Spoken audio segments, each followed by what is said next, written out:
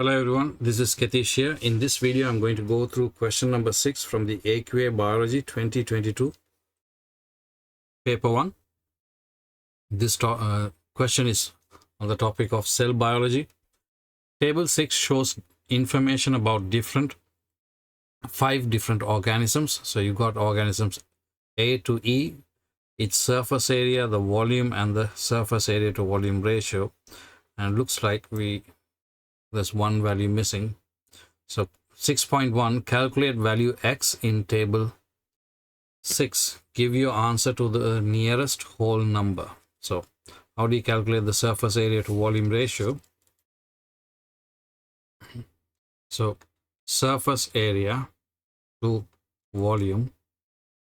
Surface area for C is that 9.96 times 10 to the power minus 3 divided by 1.35 times 10 to the power minus 4.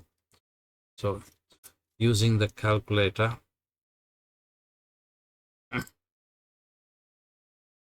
9.96 to the power of minus 10 to the power minus 3, divide that by 1.35, 10 to the power minus 4,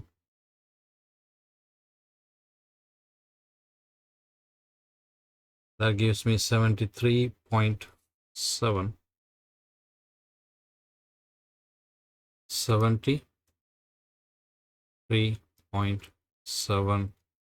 reoccurring.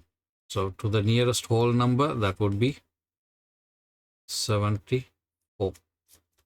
The value of x is 74. The ratio is going to be 74:1.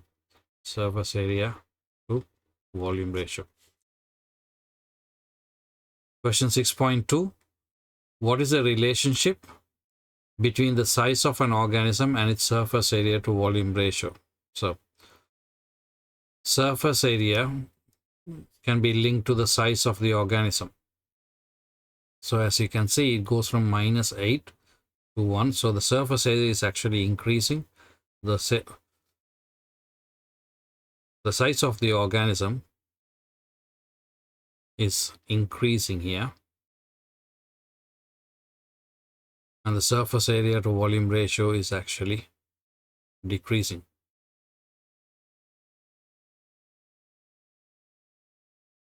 So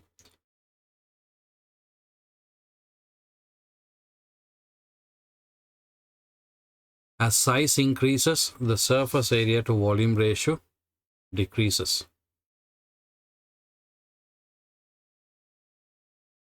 Question 6.3. Organism B exchanges gases with the environment directly through its skin. Organism D exchanges gases with the environment using its respiratory system. So B and D. So we are looking at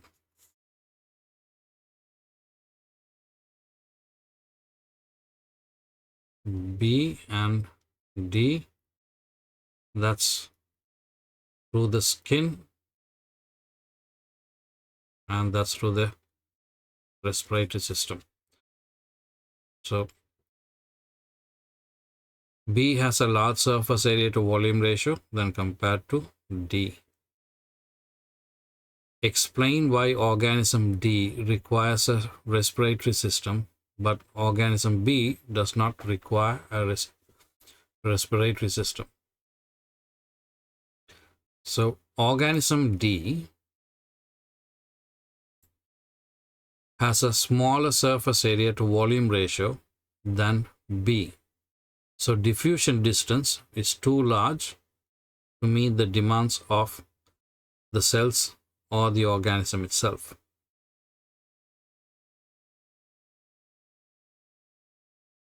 Table 6 is repeated below, and you have an additional table. Table 7 shows information about organisms D and E. The metabolic rates of these two organisms. D has a higher metabolic rate than E. So the surface area to volume ratio is higher for, so if I write down the surface area to volume ratio for D, it's 29:1, and that's 3:1. So bigger the organism, it has a lower metabolic rate. So let's see what the question is asking. Again, organisms D and E both keep a constant body temperature because they're warm-blooded.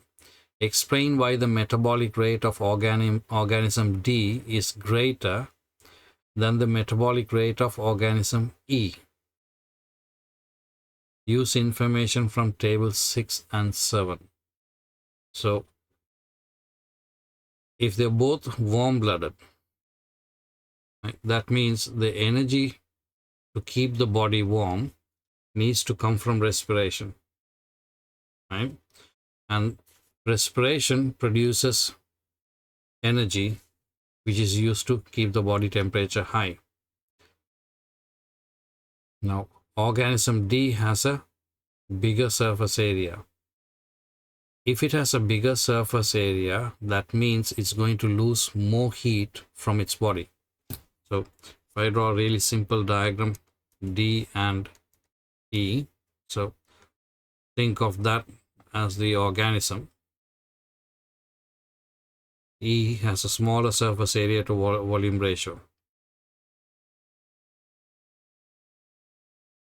So there's more space for the organism to lose heat, which means it will need to have a higher metabolic rate to keep up with this heat loss compared to E. So here's the model answer.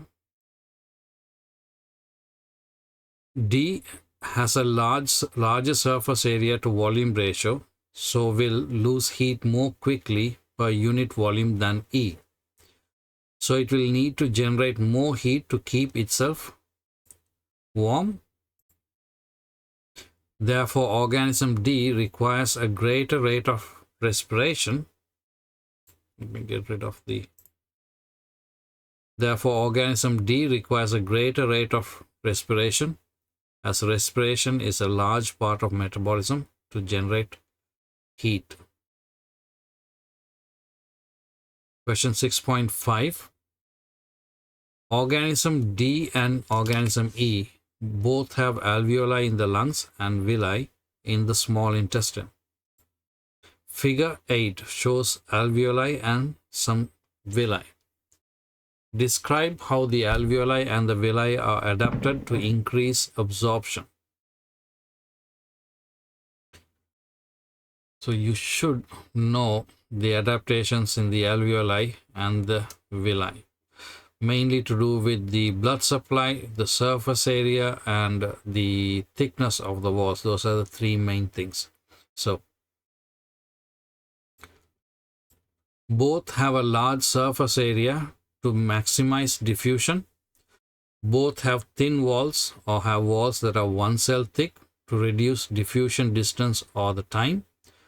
Both are in close proximity to blood supply to reduce diffusion distance and time. Both have a good blood supply, or both have a capillary network to maintain a concentration gradient. The villi have microvilli to further increase the surface area. Cells of villi contain many mitochondria for active transport. That brings us to the end of question number 14, and I think I was going to give some notes. That's fine. That is the end of the question and the video, and I will see you in the next video.